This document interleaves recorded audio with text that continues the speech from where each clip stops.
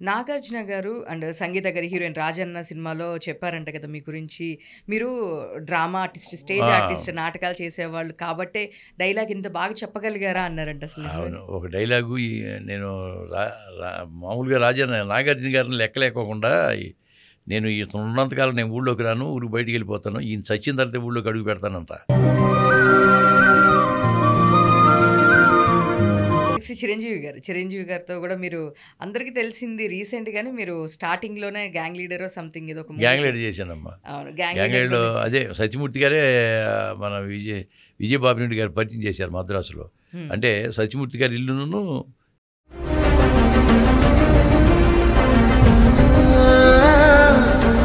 పవన్ అసలకి కళ్యాణ్ 'వకీల్ సాబ్‌లో' చాలా మంచి క్యారెక్టరు. అంటే నేను వినిందేంటి అంటే అక్కడ వేరే పర్సన్ అనుకున్నారు. బట్ మీరొచ్చారు. ఐ మీన్ మిమ్మల్ని సెలెక్ట్ చేశారు. బట్ నో అని కూడా చెప్పలేదు అని చెప్పేసి విన్నాను. అసలేంటి ఆ స్టోరీ ఏంటండి? అంటే ఏంటంటే ఆ క్యారెక్టర్ మంచి క్యారెక్టర్ కదమ్మా. అవును. ఆ క్యారెక్టర్‌కి ఎవరో ఒక ఆర్టిస్ట్‌ని సెలెక్ట్ చేసుకొని వెళ్ళారట. హ్మ్. ఆ కండిషన్స్ వాళ్ళకి కుదరలా. చేసిండంటే అందరికీ ఉపయోగం ఉంటుంది. ఎవరు అతను చెప్తానా? ఆయన ఎవరో ఎరికేనా? నెక్స్ట్ బాలకృష్ణ గారి మీ కాంబినేషన్ అసలు ఎట్లుంటారు? బాలకృష్ణ గారు సెటిల్ ఎట్లా? బాలకృష్ణ గారు బాగా చిన్నపిల్ల మెంటాలిటీ, అందరితో సరదాగా ఉంటాడు. హ్మ్. చాలామంది ఆయన ఎదురు పడకూడదు,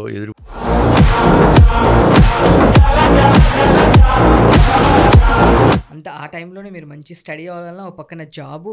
అంటే అందరికి ఇలా కుదరదు. ఎందుకంటే కెరియర్ కావాలంటే అది వదిలేసుకోవాలి. లేదు అంటే అంటే నాకు సినిమాలో మొట్టమొదటి అవకాశాలు వచ్చినాయమ్మా.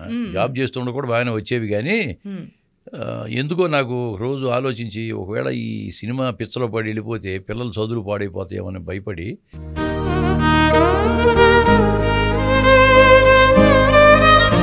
నెక్స్ట్ టైం నుంచి ఇంకా మిమ్మల్ని విలన్ క్యారెక్టర్స్‌లో కూడా మేము బాగా చూడొచ్చు. ఓకే. ఎందుకంటే మా గురుగారు విజేంద్ర ప్రసాద్ గారు ఒక ముద్రేసి వదిలేశాడు క్యారెక్టర్ ఆర్టిస్ట్గా. ఇక తప్పట్లేదు ఇంకా. Hi viewers, welcome to BRK entertainment. నేను మీ Uma, unlimited fun with Uma. ఈరోజు మన ప్రోగ్రాంలో ఉన్న గెస్ట్ యాక్చువల్గా టాలెంట్ ఉంటే యాక్ట్ చేయడానికి అసలుకి దేనికి సంబంధం లేదు, వయసుతో సంబంధం లేదు ఫస్ట్ థింగ్.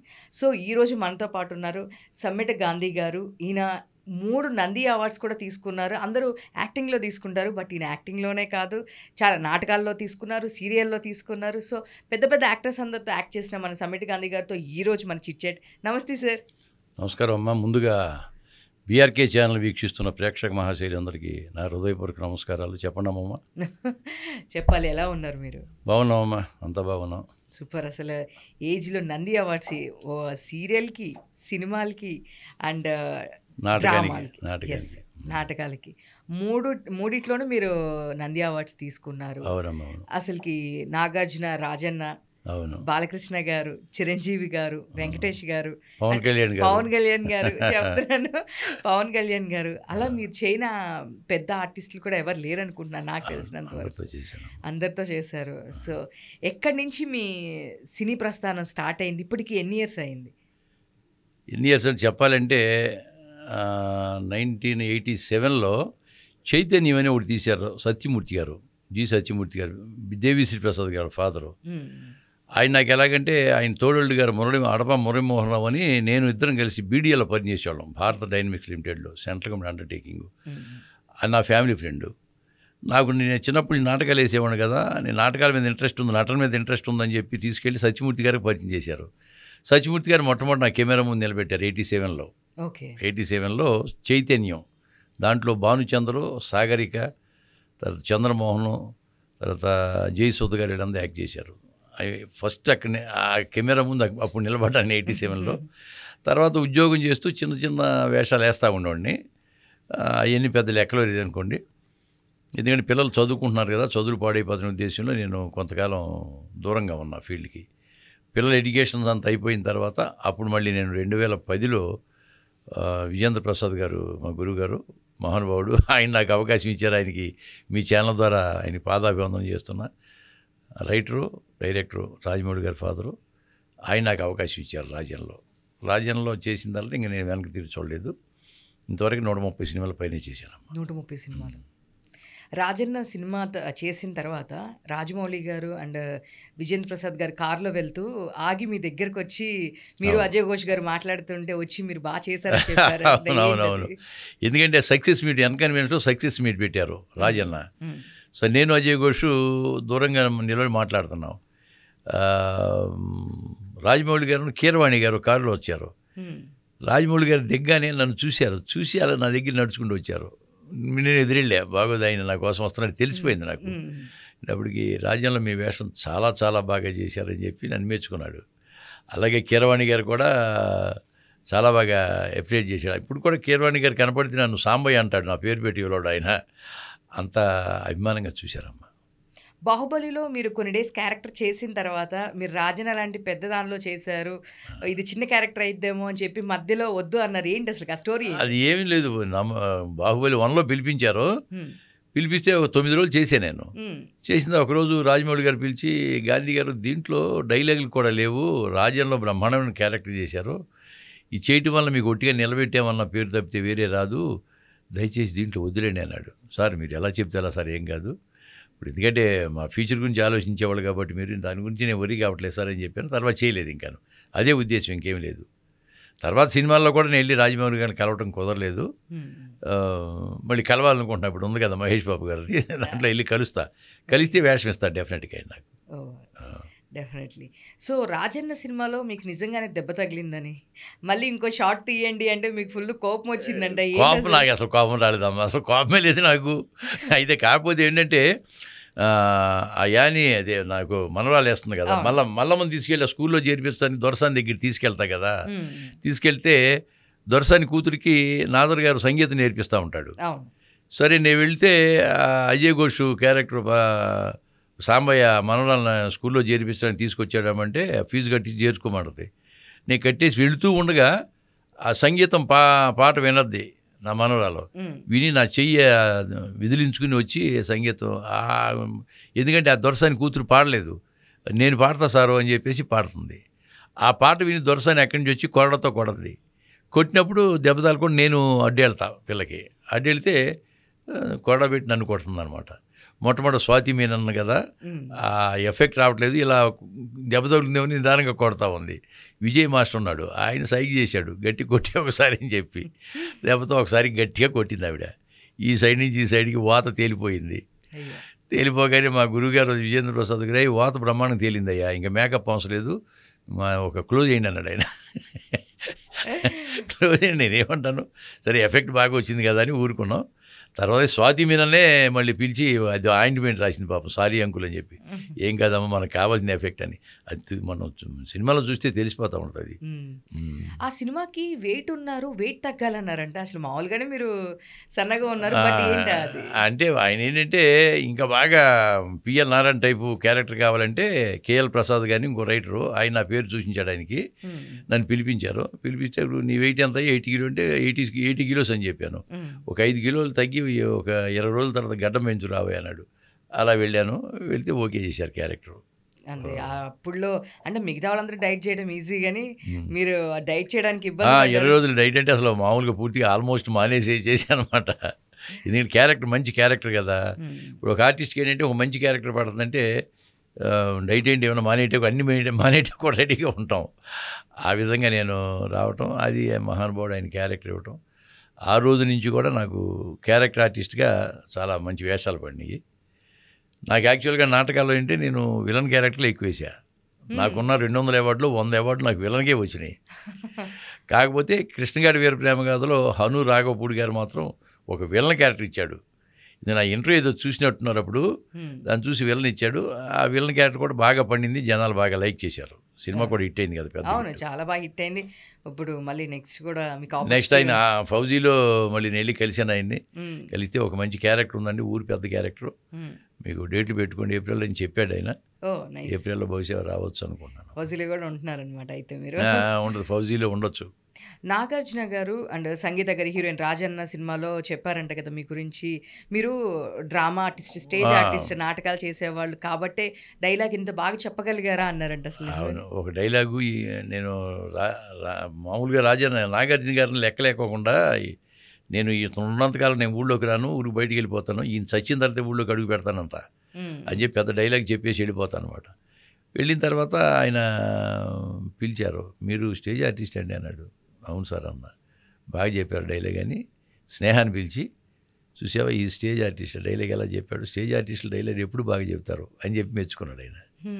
ఆ తర్వాత నేను మళ్ళీ పుట్టింటిపాటు చీరని సీరియల్లో కూడా చేసి అన్నపూర్ణ వాళ్ళది, దాంట్లో కూడా నంది అవార్డు వచ్చింది నాకు. అప్పుడు కూడా ఆయన కలిశాడు నాకు స్టూడియోలో. సార్ నమస్తే సార్, దీంట్లో చేస్తున్నా సార్ పుట్టినపాటు. మీరు అన్నపూర్ణ స్టూడియోకి పర్మనెంట్ ఆర్టిస్ట్ అండి మీరు అన్నాడు ఆయన. చాలా బాగా మాట్లాడారు అన్నమాట. చాలా బాగా మాట్లాడతారు. నెక్స్ట్ చిరంజీవి గారితో కూడా మీరు అందరికీ తెలిసింది రీసెంట్గానే మీరు స్టార్టింగ్లోనే గ్యాంగ్ లీడర్ సంథింగ్ ఏదో ఒక గ్యాంగ్ లీడర్ చేశానమ్మా.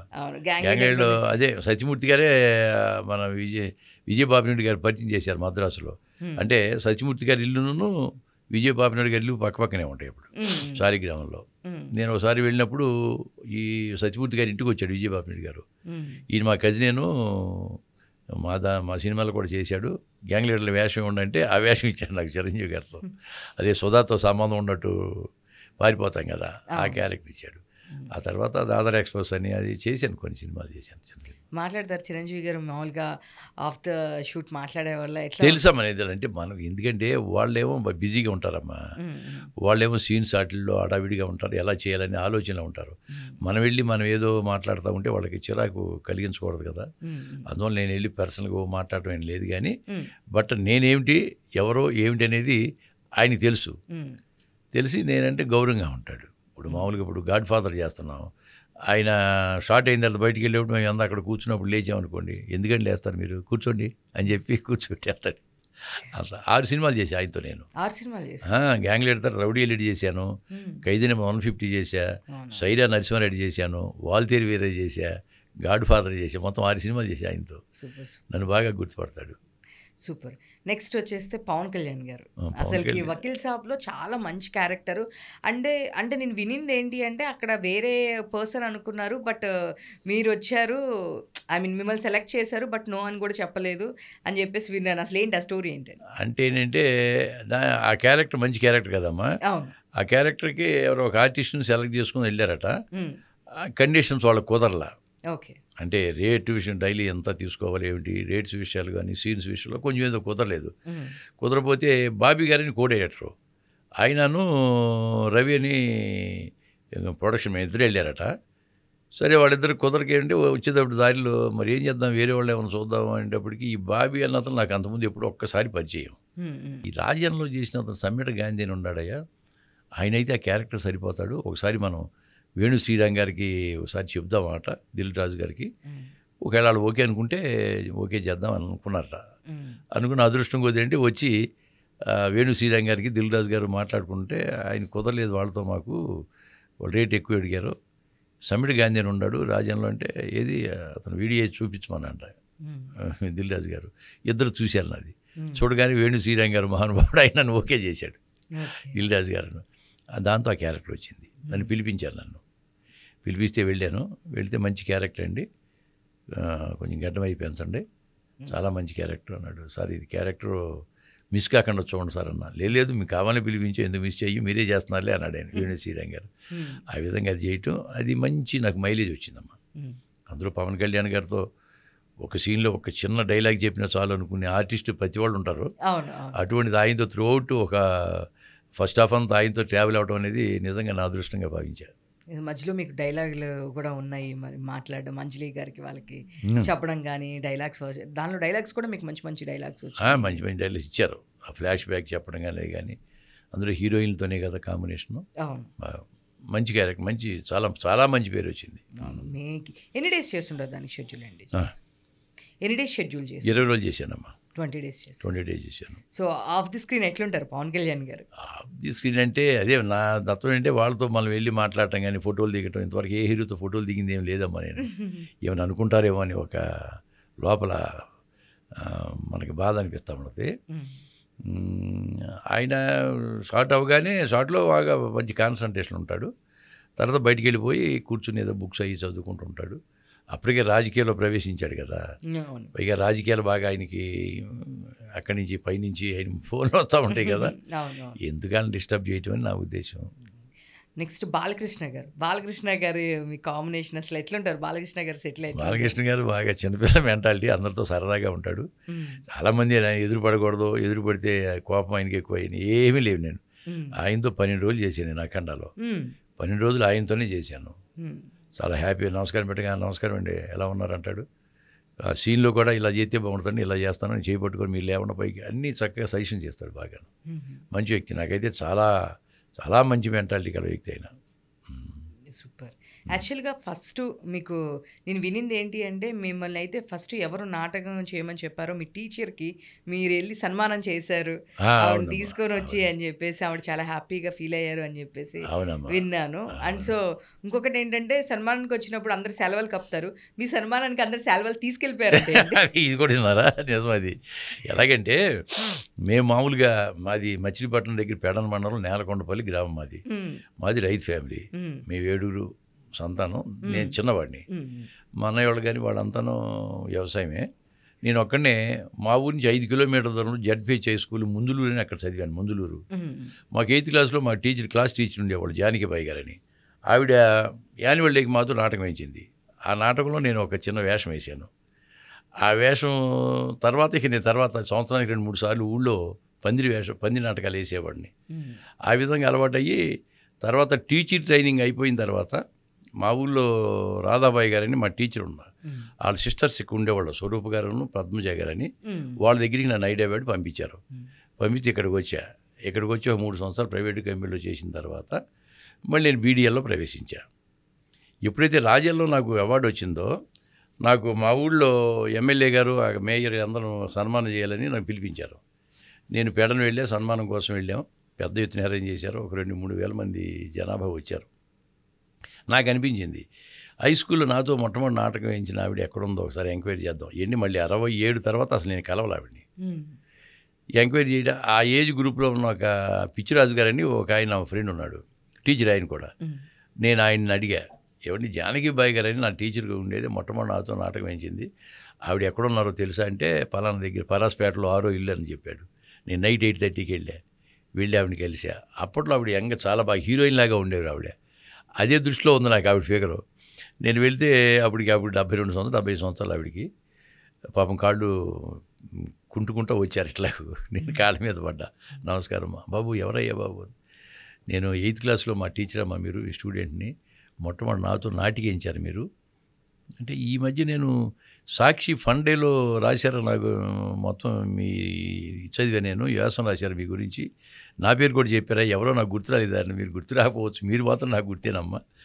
నాకు రేపు సన్మానం ఉంది పేడంలో, నాకు నంది అవార్డు వచ్చిన సందర్భంగా సన్మానం చేస్తున్నారు, కాబట్టి మీరు తప్పుకోకుండా అటెండ్ కావాలి, మీరు మీ హస్బెండ్ అని చెప్పాను. తప్పకుండా వస్తామైనా. వచ్చినారు. నాకు సన్మానాలు చేయటం మొదలెట్టే ముందు నేను మాట్లాడింది చెప్పాను, సన్మానం చేసే ముందు నేను చెప్పాను ఒక రిక్వెస్ట్ అందరికీ, ఎమ్మెల్యే గారికి. నాకు మొట్టమొదటి నా ముఖాన్ని రంగేసిన ఆవిడ ఇక్కడే ఉన్నారు, జానకిబాయి గారు. నేను ఒకసారి స్టేజ్ మీద పిలుస్తా అంటే పిలవమన్నారు. ఆవిడని కూర్చోబెట్టి ముందు ఆవిడకి సన్మానం చేశాను. నేను చేసిన తర్వాత నాకు వరుసనే లైన్ కట్టారు. మా ఊరంతా ట్రాక్టర్ల మీద ఊరేగించుకుని తీసుకొచ్చారు 150 మంది. 150 శాలువాలో 150 దండో తెచ్చారు వాళ్ళు. లైన్ కట్టారు. 1.5-2 గంటలు అదే సరిపోయింది. సరే మొత్తం సన్మానం చేస్తా ఉన్నారు, అయిపోయింది. ఇక నేను మాట్లాడాలి. అంతా అయిపోయిన తర్వాత అక్కడ దండలు గొప్పండి, దండలు అట్టాగా ఉన్నాయి, శాలువాలు కూడా గొప్పండి. నేను ఒక 15 నిమిషాలు మాట్లాడా. తిరిగి చూస్తే ఒక శాలువ లేదు. మా బ్రదర్ అక్కడే ఉన్న. అడిగా నేను, ఏమిటి శాలువలు ఏమంటే, అందరు తీసుకుపోయారా, ఒకటి కప్పినోడు 2-3 తీసుకుపోయాడు, ఏమనలేవులే కానీ అన్నాడు. ఒక్కడు కూడా మిగలేదు ఇవిలన్నా, ఒక్కడి కూడా మిగలేదాడు. సరే పోనీ అనుకుని ఇచ్చేసే వచ్చాం. ఆ విధంగా అది ఒక రకమైన సంతోషం అనుకోండి. మా ఊరోళ్ళు చూపించిన అభిమానాన్ని సంతోషం. సో యాక్టింగ్ పరంగా మీకు స్టేజ్ ఆర్టిస్ట్ నుంచి వచ్చారు కాబట్టి డైలాగ్ విషయంలో లేదు మోడ్యులేషన్ విషయంలో ఒక ఐడియా అనేది మీకు ఉంది. సో ఇప్పుడు అందరూ కొత్త డైరెక్టర్స్, పెద్ద డైరెక్టర్స్, సో అలా చేయాలి ఇలా చేయాలని ఎవరైనా చెప్పినప్పుడు ఎప్పుడైనా ఇబ్బంది పడ్డారా? లేదు అంటే అసలు ఇబ్బంది పడవమ్మా. మనం ఏం చేయాలంటే, ఒక డైలాగ్ ఉందనుకోండి, సీన్లు మనం ముందు తెప్పిస్తా, ఈ సీన్ ఏ విధంగా చేస్తే బాగుంటుందో నేను ఒక ఐడియాకి వస్తా.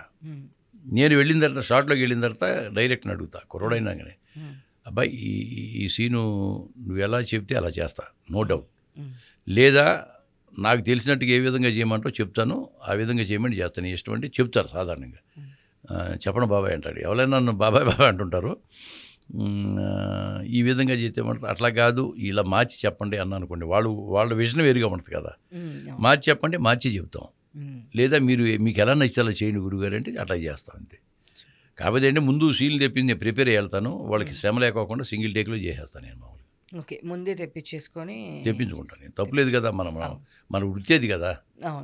అదే ముందు ఈ మధ్య చిరంజీవి గారు అదే చెప్పారు కదా, ఆర్టిస్ట్కి సీలు పంపించండి 4 రోజుల ముందు, ప్రిపేర్ అవుతాడు, వచ్చేస్తే మీకు సులువుగా ఉంటుంది.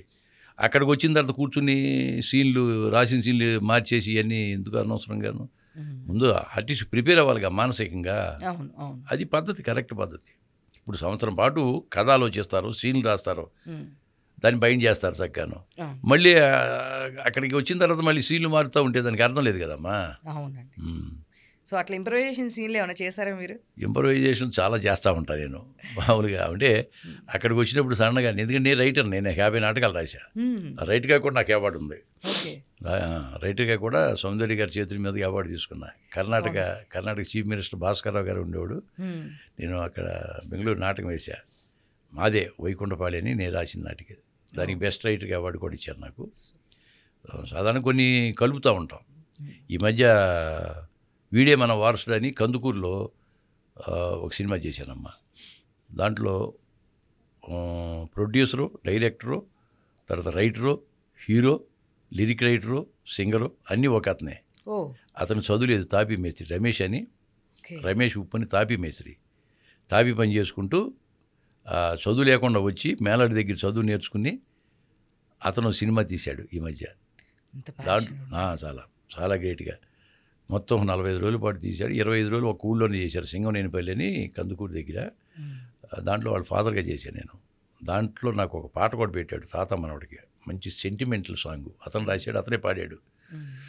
అది ఒకటి బాగుంది. దాంట్లో ఇట్లా చెబుతున్నా, అంటే ఇంప్రవైజేషన్ అంటే నా భార్య, అంటే నేను రైతు, ఒక పేద రైతు, భార్య నాకు అన్నం పెడతా ఉండదు, పైన చొక్కా ఉండదు, ఊళ్ళో ఏముంటారు వసారాలో కూర్చుంటారు కదా, ఎదురుగా కూర్చుని వడ్డిస్తూ ఉండదు, నేను తింటా ఉంటాను. బయట నుంచి టమకా వేసుకుంటూ వస్తాడు ఒక అతను. ఎవరి మందికి తెలియజేసేది ఏమిటంటే, ఈ సంక్రాంతి పండగకి మన ఊళ్ళో కుస్తీ పోట్లు పెడుతున్నారు, కుస్తీ పోట్లో గెలిచిన వాళ్ళకి 10 రూపాయలు బహుమానం ఇస్తున్నారు హో అని పెడతాడు. నేను భార్య అంతే, అంతవరకు అంటాడు, కట్ అయిపోద్ది సీను. నేను దాన్ని కొంచెం ఎక్స్టెండ్ చేశా. నేను అంటా భార్యతో, ఇవే కుస్తీ పోటీలటే అంట, కొంపతీసి నువ్వు కానీ వెళ్తావు కుస్తీ పోటీలకి అంటది. పెళ్లి కాకముందు కుస్తీ పోటీలు పట్టేవాడినే, పెళ్ళిన తర్వాత నీతో పట్లకి చేస్తానా అంటాడు ఒక యువముని పెట్టు. కాబట్టి బాగుందని, చాలా బాగుంది, పెట్టను బాబాయ్ అన్నాడు. ఆ విధంగా కొన్ని కలుపుతుంటాం. అంటే నేను విన్నాను, అబ్దుల్ కలాం గారితో పాటు మీరు వర్క్ చేశారు, ఆయన మీరు కలిసే అవకాశం వచ్చింది అన్నప్పుడు నేను షాక్ అనమాట. అసలుకి ఏంటి ఆ స్టోరీ ఏంటి బాబాయ్? ఏమి షాక్ లేదమ్మా. మేము బీడియాలో చేసేవాళ్ళం కదా, భారత్ డైనమిక్స్లో మేము మిజైల్స్ చేసేది, డిఫెన్స్ సర్వీస్ మిజైల్ చేసేవాళ్ళం. ఆయనేమో డిఆర్డిఓ చైర్మన్గా ఉండేవాడు. పృథ్వీ మిజైల్ డెవలప్ చేశాడు ఆయన. పృథ్వీ ఉంటారు మీరు పేరు, పృథ్వీ మిజైల్ డెవలప్ చేసింది ఆయన. ఆయన డెవలప్ చేస్తే మేము వచ్చి ప్రొడక్షన్ చేసేవాళ్ళం. నేను ఆ పృథ్వీ డివిజన్లో నేను మెకానికల్ ఇన్స్పెక్టర్ ఉండేవాడిని, క్వాలిటీ కంట్రోల్ ఇన్స్పెక్టర్గా. అంటే బయట కాంపోనెంట్స్ అన్నీ తీసుకొచ్చి మేము ఓకే చేస్తే అవి అసెంబ్లీ చేసేవాళ్ళం. వాటిలో ఏదైనా ప్రాబ్లం వస్తే అబ్దుల్ కలాం గారిని పిలిచేవాళ్ళం. ఆయన నెలకు ఒకసారి వచ్చేసి మీటింగ్ పెట్టేవాడు. నా సీట్ దగ్గరే కూర్చునేవాడు, అందరూ ఆఫీస్ అందరూ కూర్చుని ప్రాబ్లమ్ సాల్వ్ చేసి వెళ్ళిపోయేవాడు. మా వాళ్ళు అడిగేవారు, సార్ హ్యాడ్ యువర్ టిఫిన్ అంటే నో యార్ అనేవాడు. మా ఆఫీస్ నన్ను చూసేవాడు, నేను హెల్పర్కి పంపించేవాడిని. 2 ఇడ్లీను 1 వడ విత్ సాంబార్ తినేసి వెళ్ళిపోయాడు అంతే, చిన్న టీ తాగి. మేము నెల ఆయనతో కలిసే భాగ్యం మాకు కలిగింది. మహానుభావుడు, వెరీ సింపుల్ పర్సన్. ఇది సింపుల్ పర్సన్, హై థింకింగ్ అయింది. Simple life and high thinking. పైగా మేము ఉండే దగ్గర నేను సంతోష్ నగర్లో ఉండేవాడిని, ఆయన ల్యాబ్ క్వార్టర్స్లో ఉండేవాడు. మాకు 2 కిలోమీటర్ల దూరం యాక్చువల్గా. ఆ ల్యాబ్ క్వార్టర్స్ నుంచి ప్రొద్దున్నే వాకింగ్ మా సంతోష్ నగర్ వచ్చేవాడు ఆయన. నేను సంతోషం నుంచి వాక్ చేసుకుంటూ ల్యాబ్ క్వార్టర్స్కి వెళ్ళేవాడిని. డైలీ ఎదురు పడతా ఉండేవాడు, ఒక చిన్న స్టిక్ పట్టుకుని. తర్వాత ఆయన సైంటిఫిక్ అడ్వైజర్ అవుతాడని, తర్వాత ప్రెసిడెంట్ అవుతాడని మేము అనుకోలేదు.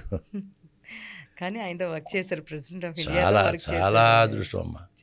ప్రతి నెల ఆయన చూసేవాళ్ళం మేము, ప్రతి నెల మీటింగ్ పెట్టాడు, ఏదో ఒక మీటింగ్.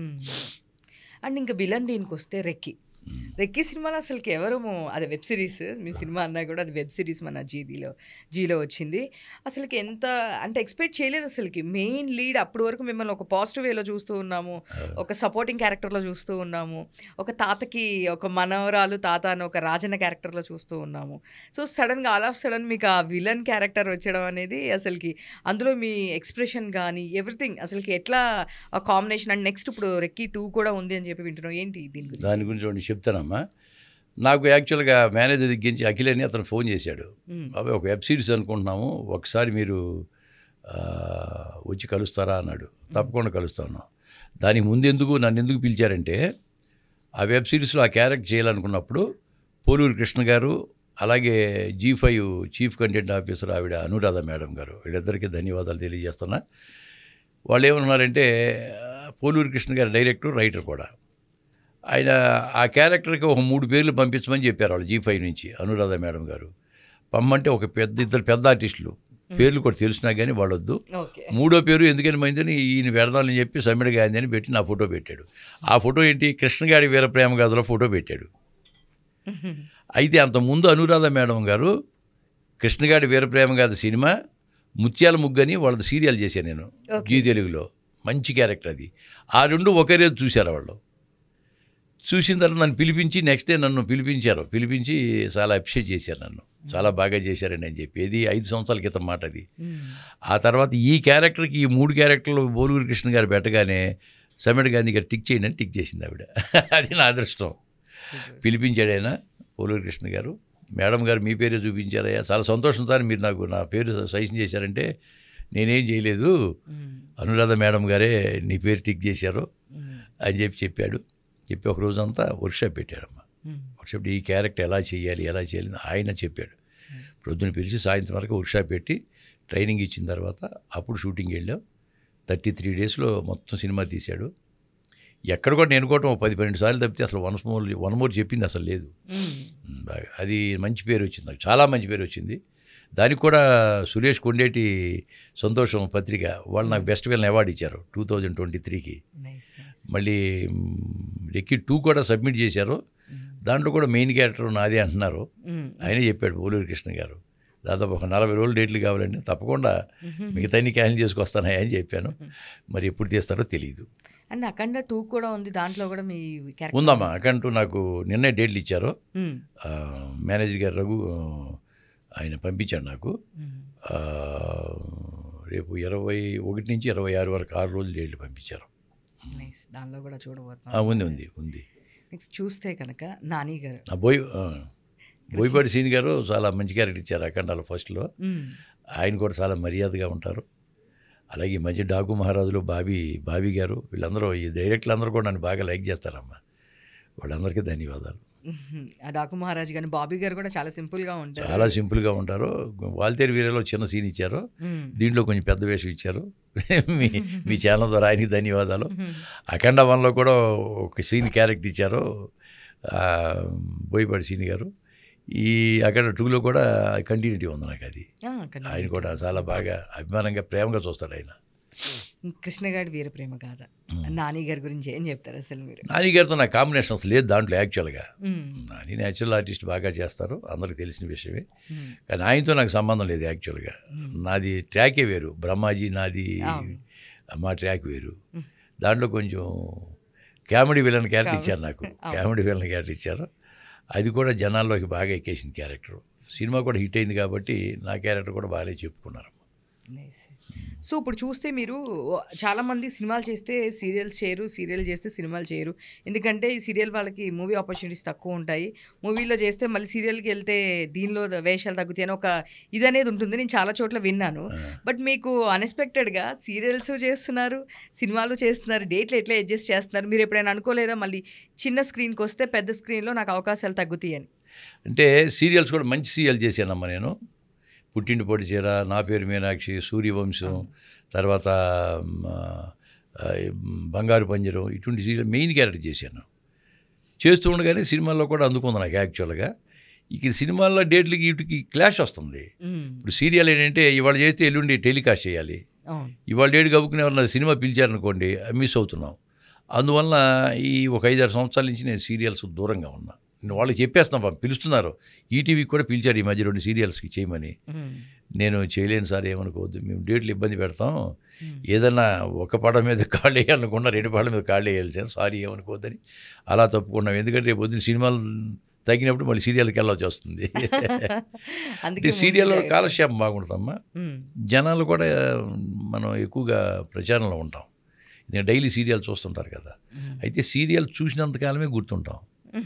సినిమాలా కాదు. రాజన్న సినిమా ఎప్పుడు 15 సంవత్సరాల క్రితం చేశాం, ఇప్పటికి రాజన్న గురించి చెప్పుకుంటారు. సిల్వర్ స్క్రీన్కిను ఈ బుల్లి తెరకి తేడా అదే. నాకు సీరియల్లో ఇప్పుడు కూడా సీరియల్లో నా పేరు మీనాక్షి ఫాదర్ మీరే కదా అని అడుగుతారు నన్ను. ఇంకా గుర్తుపట్టిన లేడీస్ బాగా గుర్తుపడతారమ్మా. సో అంటే ఇప్పుడు మీరు సినిమా వేషాలు ఇవన్నీ స్టార్ట్ చేశాక, సీరియల్ అయిన సినిమా అయినా, మిమ్మల్ని మీ దగ్గరగా ఎలాంటి క్యారెక్టర్ గురించి వచ్చి అడుగుతారు? మీరు ఆ సినిమాలో చేశారు, పవన్ కళ్యాణ్ గారి క్యారెక్టర్ అడుగుతారా, లేదు అంటే రాజన్నలో క్యారెక్టర్ అడుగుతారా? మిమ్మల్ని వచ్చి గుర్తుపడుతూ ఉంటారు అందరూ, ఇట్లా ఉంటుంది? గుర్తుపడతారు బాగా. రాజన్న, పవన్ కళ్యాణ్ గారిది. ఇప్పుడు ఎందుకు ఈ మధ్య తిరుపతి వెళ్ళాము, తిరుపతి వెళితే నాకు 7 గంటల స్లాట్ ఇచ్చారు దర్శనానికి. నేను 4 గంటలకి వెళ్ళి నిలబడ్డా అక్కడ. సరే వాళ్ళని పిలుస్తూ నేను గేట్ దగ్గరికి వెళ్ళా. నన్ను చూడగానే అతను పిలిచే రైట్ రండి సార్ అన్నాడు. మీరు వకీల్ సభలో చేసిన క్యాండిడేట్ మీరే కదా సార్ అన్నాడు. అవునయ్యా అన్న. ఏంటి అన్నాడు. నాకు 7 గంటల స్టార్ట్ ఇచ్చాడు. పర్లేదు సార్ వెళ్ళండి అని లోపల పంపించాడు. అలా అలా అలా పనిచేస్తూ ఉంటాయి. ఎందుకంటే కాళహస్తి వెళ్ళా. కాళహస్తి ప్రొద్దున్నే 5:30కి వెళ్ళిపోయాను. వెళ్ళిపోతే అక్కడ ఏదో కొబ్బరికాయ కొందామని వెళ్తే ఆ కొబ్బరికాయ అతను, సార్ మీరు వకీల్ సభ ఆర్టిస్ట్ కదా అన్నాడు. అవునన్న. పవన్ కళ్యాణ్ గారి నా ఫ్యాన్ సార్, నేను ఇక్కడ జనసేన ప్రెసిడెంట్ సార్, ఏదో చెప్పుకొచ్చాడు. సరే నాకు చూసుకుని వెళ్ళాలయ్యా మళ్ళీ బయటకంటే, రండి సార్ అని చెప్పేసి వేరే లైన్లో తీసుకెళ్ళి నన్ను దర్శనం చేసి తీసుకొచ్చాడు. ఇలా ఉపయోగపడతాయి అవి. కొంచెం వాల్యూ ఇస్తారు కొద్దిగా, అంటే ఆర్టిస్ట్ అనగానే కొంచెం వాల్యూ ఉంటుంది. సో మీరు ఎప్పుడైనా అనుకున్నారా ఇండస్ట్రీకి ఎందుకు వచ్చాను అంటే? చాలామంది అన్నీ సుఖాలే చెప్తారు కానీ కష్టం అనేది ఎప్పుడు ఎవరు చెప్పరు. ఇవన్నీ సక్సెస్లు ఉన్నాయి కాబట్టి, సక్సెస్ కనిపిస్తుంది కాబట్టి అంతా బాగుంది. బట్ స్టార్టింగ్ స్టేజ్లో కానీ ఎప్పుడైనా సరే ఎందుకు అంటే, మీకు ఒక మంచి ఎంప్లాయ్ అంటే ఏమీ లేకుండా ఇదే దీనిలో వచ్చిన వాళ్ళు అయితే కనుక కష్టం సుఖం ఇక్కడే పడాలి, ఇక్కడే తేల్చుకోవాలి అని చెప్పేసి వచ్చిన వాళ్ళు ఉంటారు. బట్ మీరు ఒక స్టేజ్ వరకు ఒక మంచి గవర్నమెంట్ జాబ్, మంచి జాబ్ ఉండి అండ్ ముందే రిటైర్మెంట్ సంథింగ్ తీసుకొని బయటకు వచ్చి మళ్ళీ నేను యాక్ట్ చేయాలి, ఇప్పుడు కొంచెం పిల్లలు పెద్దవాళ్ళు అయ్యారు కాబట్టి నా ప్యాషన్ గురించి నేను వెళ్ళాలి అని చెప్పేసి వచ్చారు. సో స్టార్టింగ్ డేస్లో ఆపర్చునిటీ కోసం వెళ్ళినప్పుడు ఎలా అయినా ప్రాబ్లమ్స్ ఫేస్ చేశారా? అంటే ఎందుకంటే ఈ రోజుల్లో చాలామంది చిన్న చిన్న వాళ్ళే యాక్టింగ్ దీనికి వచ్చినప్పుడే వాళ్ళకే ఆపర్చునిటీస్ రావడానికి చాలా కష్టంగా ఉంది.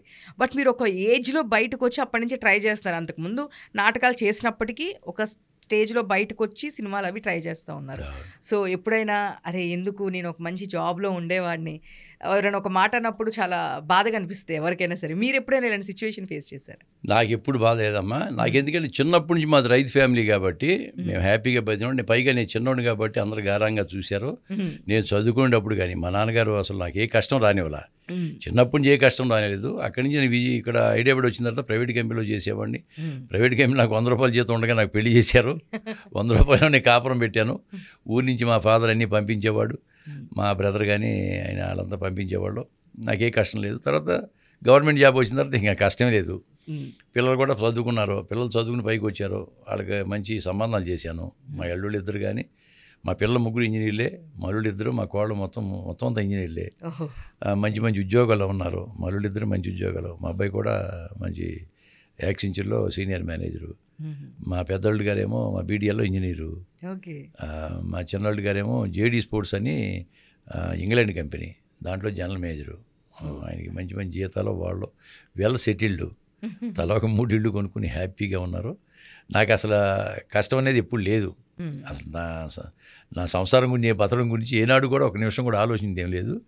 తర్వాత ఎలాగో మన నటన నా ఫ్యాషన్ కాబట్టి ఇలా సినిమాల్లోకి వచ్చాము. సినిమాలో కూడా మంచి పేరు వచ్చింది, ఇవి కూడా వచ్చినాయి, వస్తున్నాయి కాబట్టి అసలు బాధ లేదు నాకు. అసలు ఆ ఆలోచన లేదమ్మా. తర్వాత నన్ను అవమానంగా మాట్లాడిన వాళ్ళు కానీ, లేకపోతే ఎవరిని అవమానించడం కానీ ఇంతవరకు నేనేం ఫేస్ చేయలే. అవకాశం ఎదుటి వాళ్ళకి నేను ఇవ్వను. మీరు అసలు ఏం చదువుకున్నారు? నేను డిప్లొమా మెకానికల్. ముందు టీచింగ్ ట్రైనింగ్ చేశాను. హైదరాబాద్ వచ్చి మెకానికల్ డిప్లొమా చేశాను. మెకానికల్ డిప్లొమా అంత ఆ టైంలోనే మీరు మంచి స్టడీ అవ్వాలన్నా ఒక పక్కన జాబు అంటే అందరికి ఇలా కుదరదు. ఎందుకంటే కెరియర్ కావాలంటే అది వదిలేసుకోవాలి, లేదు అంటే నాకు సినిమాలో మొట్టమొదటి అవకాశాలు వచ్చినాయి అమ్మా. జాబ్ చేస్తుండే కూడా బాగానే వచ్చేవి కానీ ఎందుకో నాకు రోజు ఆలోచించి ఒకవేళ ఈ సినిమా పిచ్చలో పడి వెళ్ళిపోతే పిల్లలు చదువులు పాడైపోతాయేమని భయపడి ఒక 15 సంవత్సరాలు నేను పక్క ఉన్నాను అంతే. 15 years పిల్లలందరూ చదువులు అయిపోయిన తర్వాత వాళ్ళు మ్యారేజ్ చేసి తర్వాత అప్పుడు నేను వచ్చాను రాజన్ సినిమాకి. కానీ వెంటనే అవకాశాలు రావడం కూడా వచ్చినాయి భగవంతుని దయ వల్ల. నేను షిరిడి సాయిబాబా నమ్ముతాను, అలాగే వేడుకొండ వాడి దగ్గరికి వెళ్తుంటాను, వాళ్ళ మీద భారం వేస్తా, భక్తి ఉంది. అన్ని ఆపర్చునిటీస్ అలా వచ్చినాయి ఆపర్చునిటీ వాటందరూ. నేను ఎప్పుడు ఆఫీస్కి వెళ్ళలేదమ్మా, ఏ సినిమా ఆఫీస్కి నేను వెళ్ళలేదు. వెళ్ళకూడదని కాదు, వెళ్ళే అవకాశం కుదరలా. వాళ్ళే పిలుస్తారు నన్ను, ఒకసారి ఆఫీస్కి వస్తారా మీకు కథ వినిపించాలంటే వెళ్ళి వింటూ ఉంటాను. ఇంకా అంటే ఇప్పుడు ఒక యాక్టర్కి ఇలాంటి క్యారెక్టర్ చేయాలి, ఇలాంటి క్యారెక్టర్ చేయాలని కొన్ని డ్రీమ్స్ అనేది ఉంటుంది. సో మీరు స్టేజ్ ఆర్టిస్ట్ నుంచి వచ్చారు కాబట్టి మ్యాక్స్ నాకు తెలిసినంత వరకు అన్ని పాత్రలు చేశారు. అండ్ మీకు లేదు ఇలాంటి పవర్ఫుల్ క్యారెక్టర్ ఇట్లాంటిది ఏదైనా నేను చెయ్యాలి అనేది ఏదైనా ఒక డ్రీమ్ లాంటిది ఉందా బాబు? చూసారు రెక్కి చెప్పారుగా విలను, అటువంటి విలన్ క్యారెక్టర్ చేయాలంటే నాకు చాలా ఆనందం. దాంట్లో అనిల్ కుమార్ గారి డైరెక్టర్ మనసు మమతను ఒక సీరియల్లో రావు గోపాలరావు గారి టైప్ క్యారెక్టర్ ఇచ్చారు. అది నాకు చాలా మంచి పేరు వచ్చింది, చాలా మంచి పేరు వచ్చింది. అంటే ఆ వేషధారణ కానీ అవన్నీ నా విలన్ క్యారెక్టర్ అయితే బ్రహ్మాండంగా చేస్తా. కానీ మన డైరెక్టర్లు నమ్మి మనకి ఇస్తే ఇప్పుడు, ఎందుకంటే మన వాళ్ళందరూ ఒకటి బయట వాళ్ళ మీద వేరే స్టేట్ నుంచి తీసుకొస్తుంటారు కదా, దానికంటే పర్సనాలిటీలు కావాలి, ఎక్సైజ్ బాడీ కావాలి అని అనుకుంటారు. కానీ బట్ విలన్ అంటే ఎక్సైజ్ బాడీ కావసరం లేదు, మామూలుగా బక్కగా. ఇప్పుడు అల్లు రామలింగ గారు కూడా విలన్ వేశాడు, ర్యాలింగ్ గారు కూడా విలన్ వేశాడు, కామెడీ ఆర్టిస్టు. మరి ఆ రేంజ్లో వాళ్ళు పోషించారు కదా, అటువంటి క్యారెక్టర్లు ఇస్తే బ్రహ్మాండంగా చేస్తాను నేను.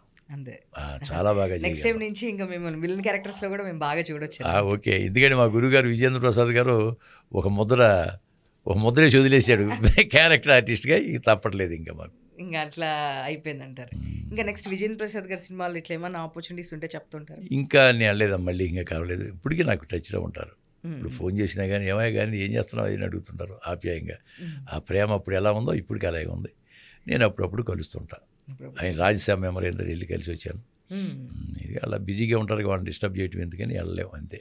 ఓకే, సో మీరు ఇన్ని నాటకాలు చేశారు కాబట్టి మా కోసం ఒక మంచి ఒక డైలాగ్తో, నేను అసలు డైలాగ్తోనే మొదలు పెడదాం అనుకున్నాను, బట్ ఫ్లో ఎందుకు ఆపడము, నాకు స్టార్టింగే ఇంకా ఇవన్నీ స్టార్ట్ చేశాను. సో నా కోసం ఒక మంచి ఒక డైలాగ్ చెప్తారా? మేము రుద్రవీడని ఎండమూరి వీరేంద్రనాథ్ గారిది ఒక నాటకం వేసామమ్మా. దాంట్లో ఒక టీచర్కి మామూలుగా పెన్షన్ కోసం అని వస్తే బతికున్నట్టు సర్టిఫికేట్ తేమని అంటారు. దాని మంత్రి ఎవరంటే ఆ మంత్రి నా క్లాస్మేటే. Okay, classmate.